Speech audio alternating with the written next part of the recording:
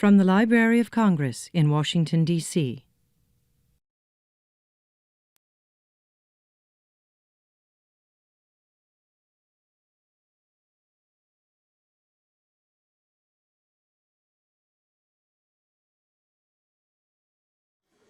Good evening, ladies and gentlemen. Bienvenidos. Welcome to the Pickford, the very intimate, lovely, beautiful Pickford. We're very glad to have you here. I am Maria Rana, and I am here to welcome you on behalf of the Librarians Hispanic Initiative. This is an initiative that was begun by the Librarian of Congress, James Billington, who just about a year ago,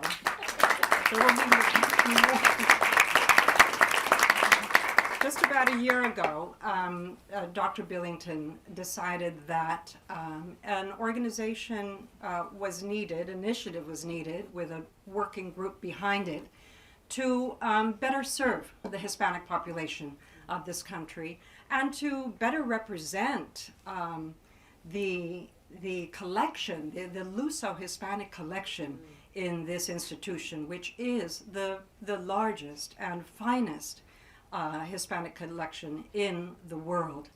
And to bring attention to that, not only for the Hispanic Americans of this country, but for all of the world and all the Americas, really. And the third part of this initiative was to better represent the Hispanic population within the institution of the Library of Congress. So this has been a very busy year for the Hispanic Working Group, and I think a very productive year. And this is really a product of their efforts. I want to say a little bit about the program. A vibrant American theater, which celebrates and stars and serves Hispanics, has been flourishing in this country probably since the mid-19th century, and that's more than 150 years. But in fact, very few contemporary American historians have written about it or know about it or have recorded it. Certainly, little of that story has been recorded in any of the annals of American theater history even.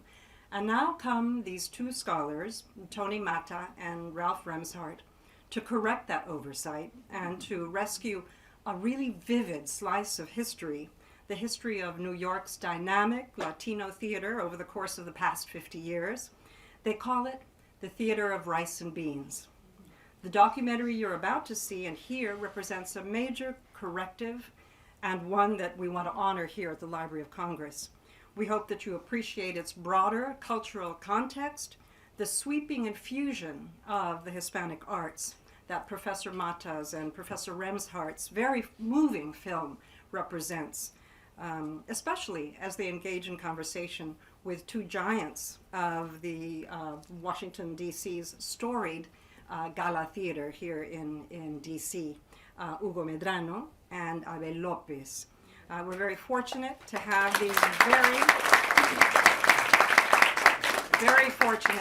very engaged witnesses join us tonight in a tribute to the wider story. Now, Roberto Salazar, who is with the Hispanic Working Group, will be introducing our speakers in a moment. But first, I want to make a few acknowledgments, if you'll allow me. Dr. Billington. This was his idea. This evening was his idea.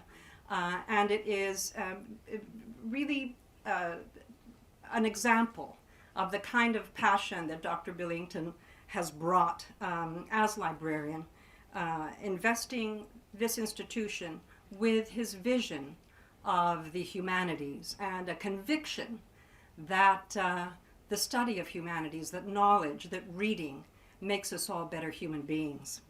And his leadership, in my view, has been characterized by a very keen acuity about cultural issues. And I have always appreciated, as a Hispanic myself, in particular, his appreciation for the broader story of the Americas. So thank you, Dr. Billington, for all you have done for, and let me just enumerate a few things in the past year that he has done. He has named a U.S. Poet Laureate Juan Felipe Herrera, who's the first Hispanic ever to be a poet laureate of the United States of America. He has 3 of the Living Legend Awards that were given in 2013, 2015, and next year 2016 are to Hispanics. The first one was to Miguel León Portilla, a wonderful linguist, a really enormously important historian, anthropologist, linguist, who virtually single-handedly rescued the language Nahuatl, which is the language of the Maya, and recorded it for all time. And he was given a Living Legend Award. On November 2nd, Marta Casals Istomin, a magnificent contributor to the arts and to music, in not only in this country but around the world, in the Americas and around the world, will be given a Living Legend Award.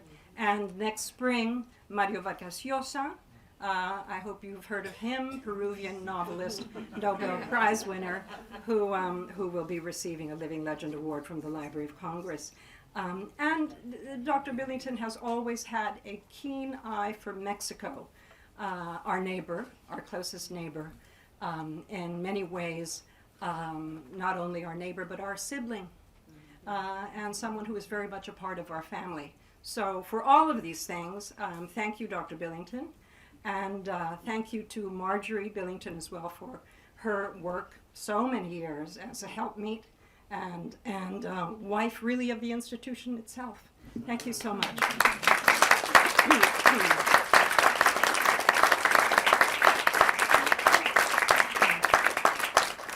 I want to acknowledge also David Mao, who's our acting librarian of Congress, who is the host of this evening, and the Chief of Staff, Robert Newland. Thank you so much for all your support.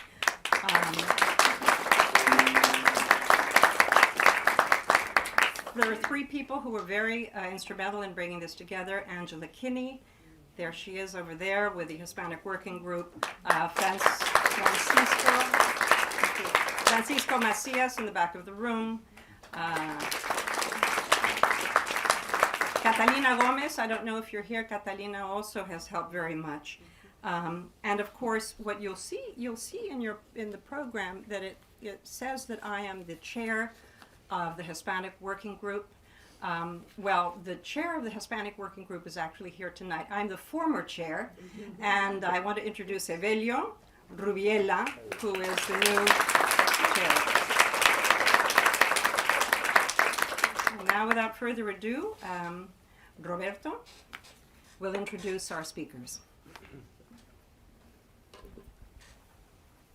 I do have the distinct privilege of introducing our speakers who, after the film screening, will treat us, I believe, to what will be a lively discussion among the film's producers, Tony Mata, Ralph Remshart, who will also be joined by 2 legendary figures of Hispanic cultural scene here in Washington, D.C., Hugo Medrano and Abel Lopez. Theater of Rice and Beans is actually the product of an organic collaboration between Tony Mata and Ralph Remshart. Tony Mata is the head of musical theater at the University of Florida, and he serves as an affiliate faculty member for the Center for Latin American Studies.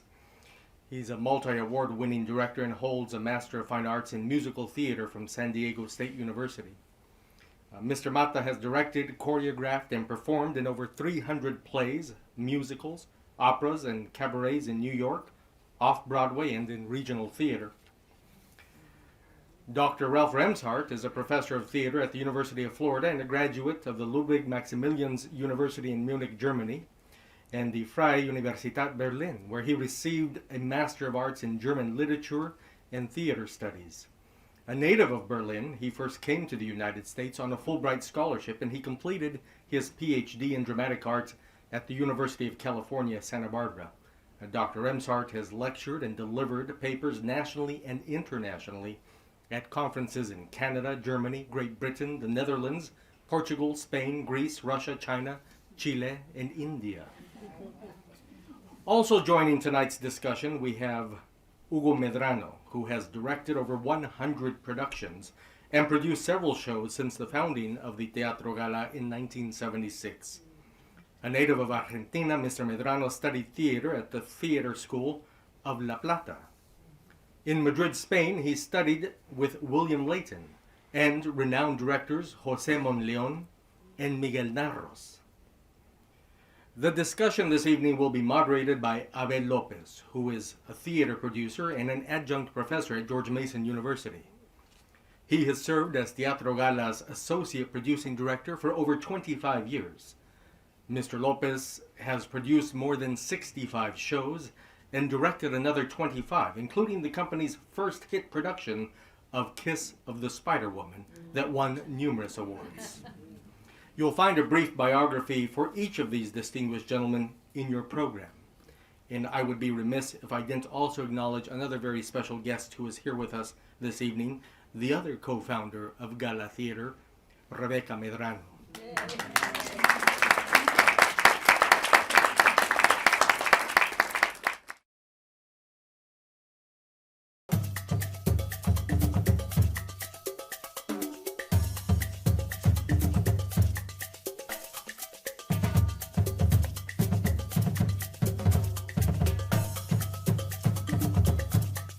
Keeping a theater, a Latino theater in New York City for 40 years, that is the success. I agree. Mm-hmm.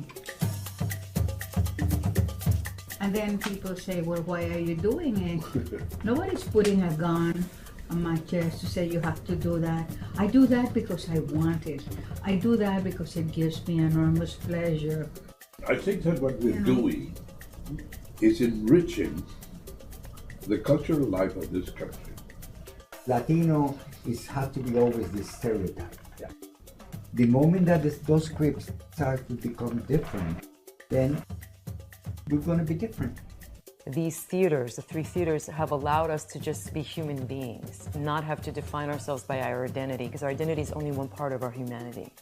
I would definitely express my gratitude for the kind of work they've done and for the gift they've offered to the American theater. They are the pioneers. Is it 40 years? I mean, it's a tremendous amount of time that her theater has survived. She just introduced us to the world, our poets, our writers, and she's still doing it. She's still doing it. I would like to tell those three pioneers thank you for being so far ahead of the curve and for shouting our voices when no one was listening to our voices, when we were still struggling to get work, for planting a flag in the sand.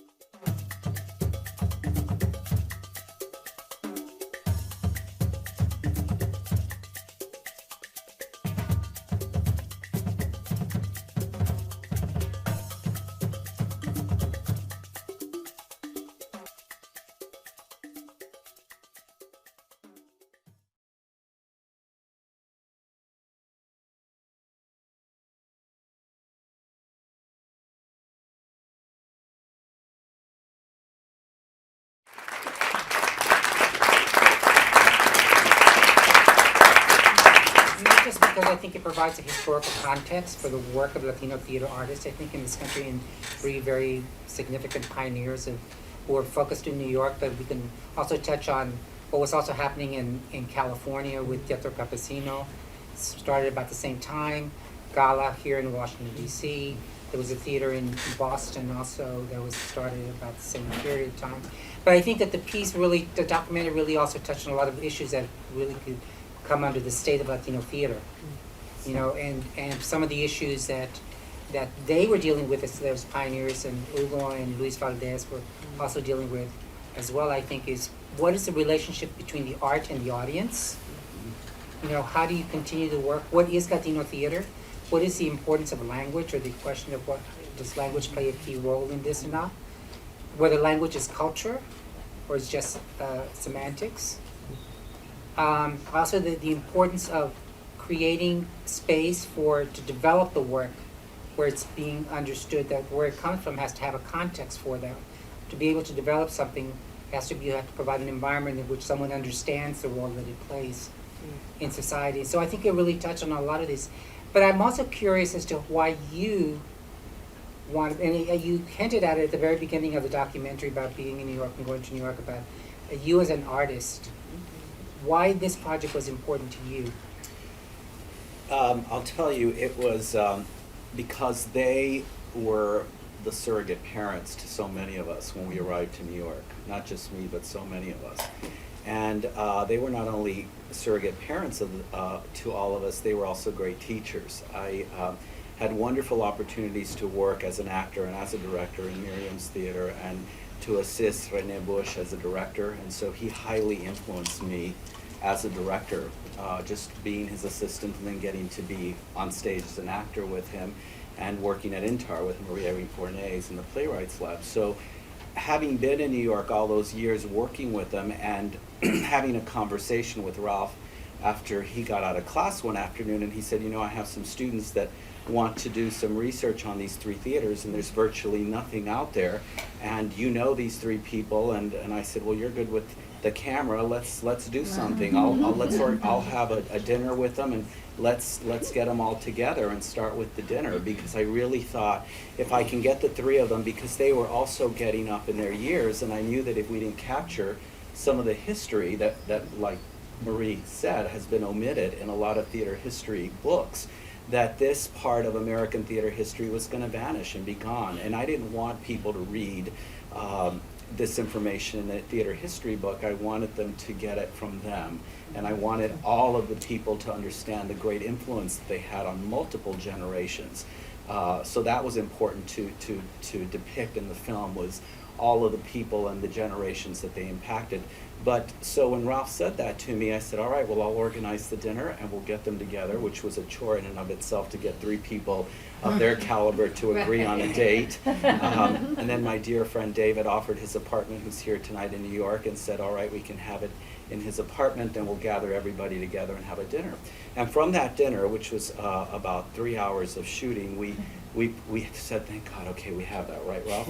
And we thought we had the film at that point. Yeah. And then we couldn't have been more wrong. No, because then from the dinner, what we started to discover is, I said, well, now we have to get some of these people that they're talking about. And so when, you know, to try to get somebody like Nilo Cruz, who had just won the Pulitzer Prize, or Lin-Manuel Miranda, who just won the Tony for In the Heights, and trying to schedule interviews with them while we're kind of have our full-time academic schedule and directing and all the things that we do. And I might also add that during this process, we were applying for grants, and we're getting nothing, because we were not professional documentarians, by the way. We had never done this before. So every time we would apply for a grant, they'd say, well, you've never done this before, so we're not going to. Even Latino Public Broadcasting did not give us a dime, and we applied twice. And even though this was such an important story, they said, oh, no, it's, no, it's not worthy, or whatever it is. And so well, I think they had, a justified skepticism, which is, when we talked to our editor, who, by the way, we really have to acknowledge Dennis Gass, oh my who's been goodness, terrific, in this process, because he gave much of his time for free, or for very little money, to help us. But when we talked to him, who was a very experienced documentary maker, absolutely, he said 80 or 90%, I forget anyway, it's a very high number of documentaries that are started and never ever get finished, right? And so the skepticism of Latino PBS was understandable. Why would they think that we would finish this? Why did we think we would finish it? And so somehow it got made. But I think that this really was a true labor of love, because we were determined. We were driven by the fact that we knew we had to finish it, because we knew we wanted them to see it before anything happened, and we knew that Renee had gotten rather frail and had gotten sick, and so that pushed us even further to, we have to finish this. And so we had our first screening, and the film was 1 hour and 20 minutes, and we had it at Tribeca Cinemas in New York last year, and thankfully they were all able to come. Renee almost didn't make it, even the day before. We weren't sure, because he had been in the hospital, but they all were able to attend, and Chita Rivera came, and a bunch of the community came to support and watch the film, and they were just so happy, and just to see their lives, I think, on a screen, and what they've done and the legacy that they've left with all of us was truly it was a gift. It was very, very exciting for Ralph and myself to think that we could even take on something that was incredibly, something we had never done, but just sheer passion and will to finish this film and get it out there. And so, and it really was Ralph and Dennis Gaston, who were absolutely incredible. The three of us were just, we couldn't have done it without Dennis, because like Ralph said, he's, you know, he had done so many documentaries, and he gave in kind so many of his hours. Because I want to thank the University of Florida for allowing us to get these small little grants that we would apply for, that would give us $1,500 here and $2,000 here, so that we could travel and get the interviews done, and just very basic. We weren't Ken Burns, and we didn't have millions of dollars, and we didn't have a team of people to do this for us. Well, So you that's, kind of reflect actually with the pioneers, because they're Well, exactly, yeah. Yeah, you're pioneering actually in the same way, because I mean it was their persistence that actually created these On a institutions shoestring. on a Yeah. shoestring, and they did everything and stuff. I wanted to ask Hugo, because I know you're a colleague of both Renee and Intar and Miriam as well. How did what you saw on the film mirror, or what Gala, your experience with Gala, starting Gala as an individual artist, and then the relationship to community and language, the issues of language, and how you two relate to some of the questions that they address? So similar that actually while I was looking at the movie, I was thinking, in what way we're different? Because we are some way different, but we have exactly the same background. Exactly. I was listening to Rene about his dreams, about what he wanted to do, and the fact that he wanted to do in Spanish. I was listening to Miriam about trying to go out and take the theater out of the inside theater, and there's so things that's exactly what we were doing. And the same thing with the language, this kind of decision and security about doing it in Spanish only or in English, to whom we talk to in terms of audience, what is our audience. And then is when I saw really our difference in the question of the audience. I think that Gala, first of all, Gala is the abbreviation for group of artistas from Latin America. That's why it's Gala. It's not a wonderful place to dance or to do something. But yes, it's a group of Latin American artists, which is a conjunction of many different nations, many different type of artists, and they don't have the unity, the identity as these people that we saw tonight. As the Caribbean. As the Caribbean group, as the New Yorkers, as the Chicanos, which are not here, but you know, it's another big groups, as the Cuban American in Miami. So we are here so heterogeneous, so diverse, that from in one side is wonderful because it's very rich, it's very multicultural in many ways. But at the same time, we don't have that type of unity, that type of focus on who are we referring to. It's too general being Latin American. Now it is. So it is very difficult at every level, at the level of the administration, at the level of development, at the level of creating a company, maintaining a company, at the level of choosing the season, every season, to whom we put this play. Is the play exciting for some sector of our audience? Because we have to divide our audience in sectors. You know, we are referring to Anglos, and we're referring to Latino Americanos, and we're referring to Hispanic Americans. So it is a very difficult, and in that sense we're different of it. But in terms of the experience, in terms of the past, we have the same experience, starting from zero, trying to to create a company, training a company. Well, you've been part of that, the whole process too. So, and you were in the States too. Right, once. Yeah. Once. But yeah, that is what I think. I was also struck by the point that as pioneers, as individuals, and Ugo's the same way, I think, is they're committed to the next generation of artists. Absolutely.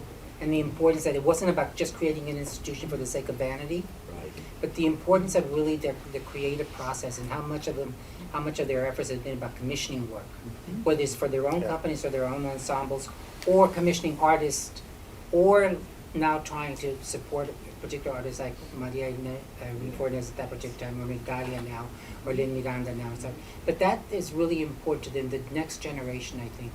Yes. I think that when you look at how many young Latinos in this country don't speak Spanish, it's really important that you look at theater from a broader perspective, because you don't want to lose your identity and your culture. But yet you have to think about, which is what Lynn did so brilliantly. I think that Miriam, Max, and Renee, and Ugo, and so many pioneers who start these companies from the ground up, and then you have, as some of the younger generation, like Lin-Manuel say, you know, they reap the rewards. You know, I think it was the idea that every one of those companies would launch a show to Broadway in terms of a musical and all of those kinds of ideas. But it was a struggle and it was hard. And I think that when you have somebody like Lin-Manuel who was able to identify how to tell the story about our people, not in the sense of West Side Story, but in the sense of community and the sense about family and love and culture, that embraces our communities. I think that's what made that show so brilliant, is that he was able to capture that with the language and the bilinguality and the music and the songs, as well as the script. And I think it was told from a perspective of family and unity. And so I think that show really is a milestone in our community. And I'm not saying it just because I'm a musical theater director and specialist. I think that it really did something very special to our community in terms of telling a story that was about family. It wasn't about what we do in terms of violence or stereotyping or all of the things. And I think that that's slowly changing, but I think it's a broader conversation from the fact that often we're not included at the table in the industry. I think that many times that we are left out and not because they don't understand where we're coming from, or sometimes I don't believe it's intentional, I just don't think they know how to include us. And so when I see film and I see TV shows continuously and the omission of our people sometimes, it really, there's an attempt for that to happen. It's still not where it should be at this point, because of the fact that we represent such a large geographic community, and we are a great influence financially to this country. But at the same time, though, what is similar, I think, about all these individuals in Ugo and Luis Valdez is, though, they didn't wait for somebody to invite them to the table. No. Oh, no, absolutely. They didn't wait for somebody to invite them to the table. That was said. They decided that they saw a need, and then they addressed it. That's right. Because if you think of their history is almost as old as the regional theater movement. Completely. So, but the perception of that theater, of these theaters and the two, is very different. Very different. Because they're not necessarily at the table. Right. But it's not because they didn't wait to be invited. And I think that that's a big lesson that we can't forget. Absolutely. One of the things you pointed out, I think, is quite right, which is that instantly, as soon as they had established these institutions, they also understood the need for perpetuation and for continuity. Right. And so the training units were instituted very early on, the playwrights units were instituted very early on, in recognition of the embattled nature of any theater that is, that's not mainstream theater. And so that's one of the things they've done very, very successfully. Now obviously there have been several people who've emerged who are now big names, but just to keep workshops going, to keep playwrights writing, to just kind of spread that that sensibility in a way that's kind of immeasurable is I think an enormous achievement. Apart from that, so when they ask what's next, they really were very much the generators, the progenitors of what's coming next. It's not something. It's not an idle question. It's really kind of it's a handover in some ways, and for us, yeah, for us, we also felt that we were just able to get them at the moment at which there was a certain maturity that had happened, obviously, to these institutions, but they were ready to think about handing it over. These institutions are all so very connected to strong personalities, as they have to be, and so it's very, very difficult, obviously, to then find the successor, to figure out how the institution might go on, and but that thinking had exactly started to happen, and so that's, I think, why the question immediately sort of stood in the room as we served the dinner, so to speak, is tell us everything you've done, but also tell us where it's going, and that they were ready to do that. And I think that Puerto Rico Rodante is already merged with another group. Yes, it is with Rosalba. Pregones, which is fantastic. Yeah, they have a they're co-producing. Yeah, that's right. So I think that's the. I think. Well, that's what I was going to ask you, Tony. Can you bring us up to date since then? Because it's been a few years since. Well, Miriam, what happened is that Miriam was trying to figure out a way how to pass the theater on, and she wanted to stay very much a figurehead, because she still is very important to the theater, the Puerto Rican Traveling Theater. So Rosalba and her had established a very strong relationship, and so I think the idea was that Rosalba would be the person that would run these two theaters, and Miriam as a figurehead. But Rosalba is the one that's really running these two institutions, both Pregones and the Puerto Rican Traveling Theater, and the programming that's going on in these two theaters. Rene is not involved anymore in any of the decision making because he's been quite ill, and Max is having quite a nice career in Miami, teaching and directing. So he continues to do his work. But I think that Lou Moreno is now running INTAR, and he's the new artistic director, and he's also operating out of a very small theater because, INTAR was on Theater Row for many years. They had a beautiful, beautiful facility, and they basically promised to give it back, and they never did. And so they ended up back in a very, very tiny space on the Upper West Side where they're still continuing to do theater, but again with very limited funds and hoping that the city is going to grant them a new space. So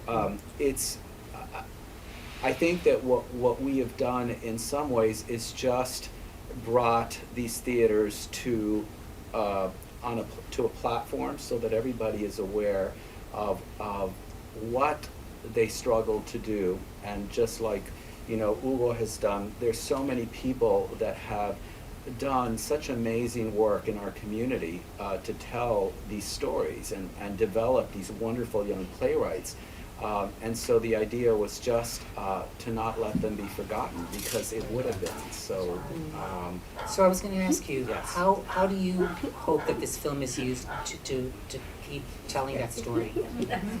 I think one of the things that we're because of course, particularly I think the importance of it is now you have like scholarly material or material that scholars can use to look, can refer to. Right, and I think that that's what we want to do, is that we want to go into the different film festivals and continue to screen it, and then we've already gotten offers to show it on PBS in Florida, and so that's why we had to cut down to 57 minutes, because it had to be to that standard, and then the hope is that eventually that this documentary is shown at every theater appreciation and theater history class across the country, so that it is a part of the curriculum of much of the theater history classes, so that because one of our colleagues, Charlie Mitchell, who teaches these classes, theater appreciation, says, please, you know, I can't wait till you're able to let us use this film, because there's nothing that I can use in my class at this point to talk about this And he movie. actually reads several of the plays with Yes, his students that he are mentioned does. here, like The Cuban Swimmer and so forth. So this Yeah. would be a wonderful sort of amplification Right. of that. Eventually, it's probably going to, we'll have to find some way to make it accessible through streaming, because Yes. that's really kind of the next mode of distribution. So we'll have to figure out how to do that. We have a website, and we have of course a way for people to kind of view the trailer, and eventually my hope is that it's available for everybody to see. And with the amazing technology that we have today, this was not about money or making money or anything like that for any of us, God knows. It was really about sharing the story. So for me, if everybody can see this, and if it's available on YouTube or wherever it is, that other scholars and students can see this, then I think it's worth doing what we did, because it's really about sharing the stories.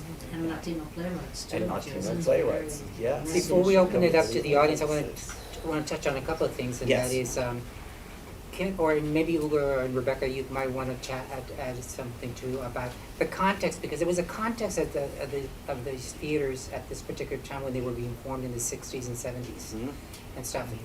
Can you talk about what the times were, Ugo, at that time?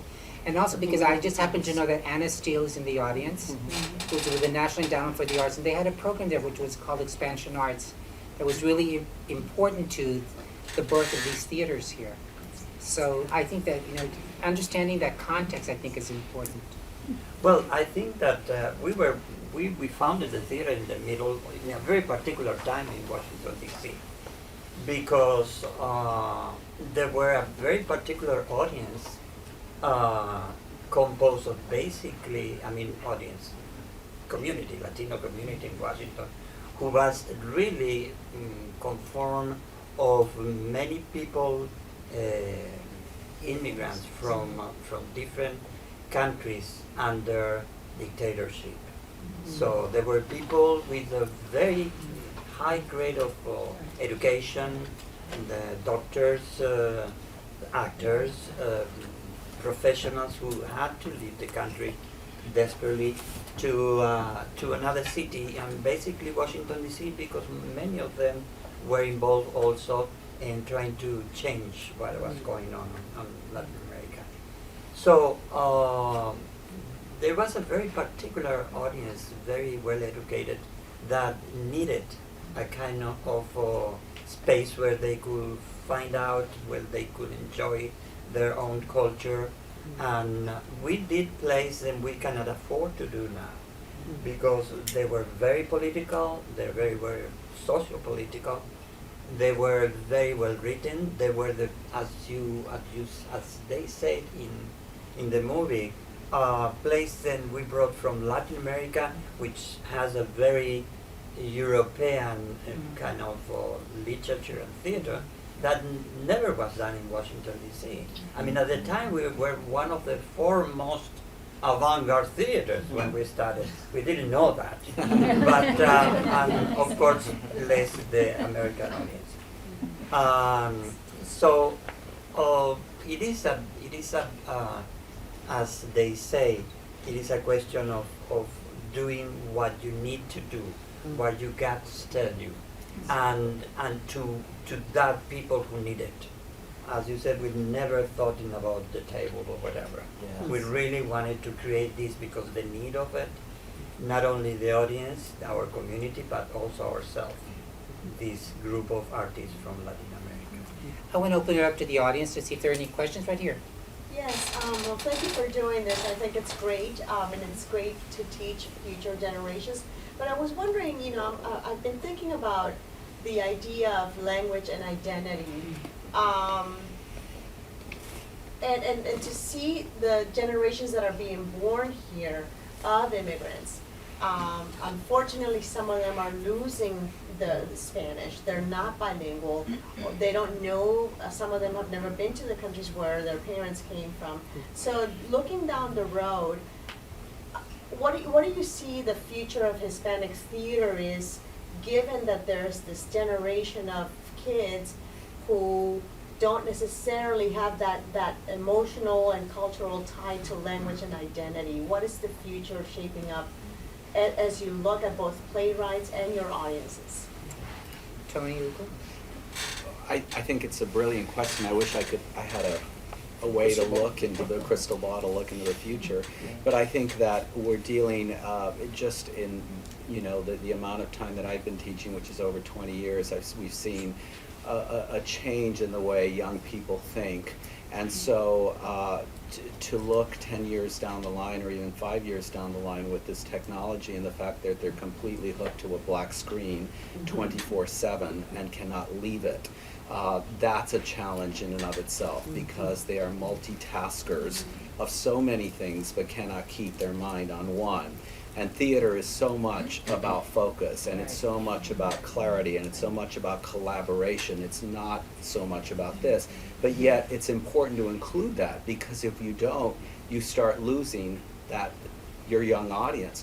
So I think it's a real challenge to figure out how theater can continue to bring young people in, and especially Latinos, so that stories that they can understand. I mean, there's a show right now called Jane the Virgin that everybody is watching on television right now, which I think is great. And young people are watching it because they can relate to some of the stories. So I think it's about trying to figure out ways to create stories that young people want to come to the theater to see. And yet preserving some of the culture and some of the classics, because we don't want to forget Lope de Vega and all the great Spanish playwrights or Latino playwrights in this country. We want to, so it's a balance to try to figure out what it is that they need and how to address it from a larger perspective. So I'll let Hugo. In our case, I think that during all these years, we've been cultivating the future ideal Latino, which is a combination of knowledge and experience of their own culture, experienced by going to the original country from their families, having a more or less understanding of the language, possibly completely understanding of the language, that would be ideal, and really conscious of what their own culture is. I don't think it is already. There is a real conscience of being a Latino. Because maybe I'm thinking like that because of the subject that I put before, which is the heterogeneous kind of community that we have here. But yes, I believe that it's going to be a future audience and future Hispanic authors that they're going to be in the mainstream, definitely. What I will add, so we're getting ready to close because we have a reception waiting for you guys. And I don't want to keep you from the food and the drinks.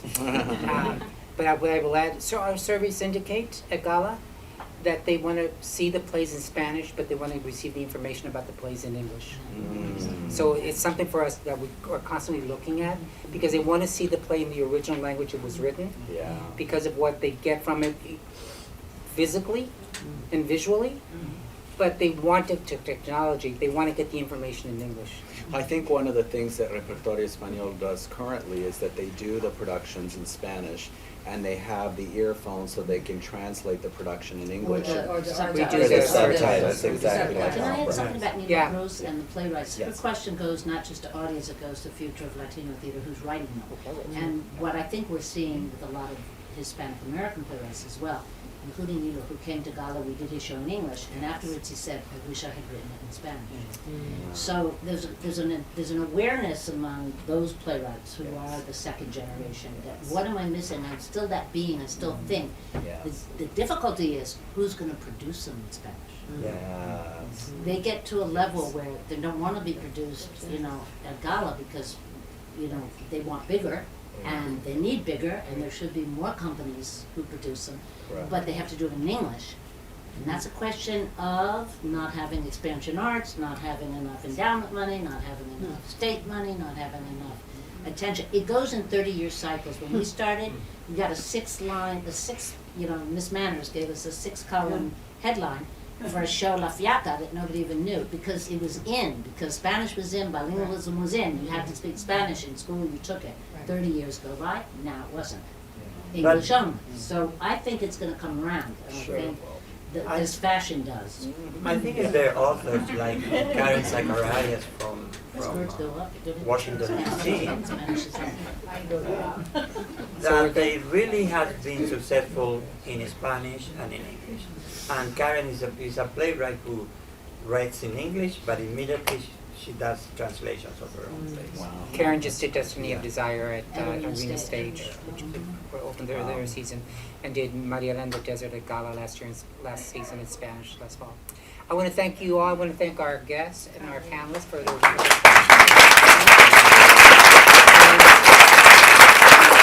I want to acknowledge again the Library of Congress, the Librarian of Congress, and the interim Librarian of Congress, and the association here that's still putting this on. It's been of great benefit to the community. Thank you. Thank you, Dr. Bill.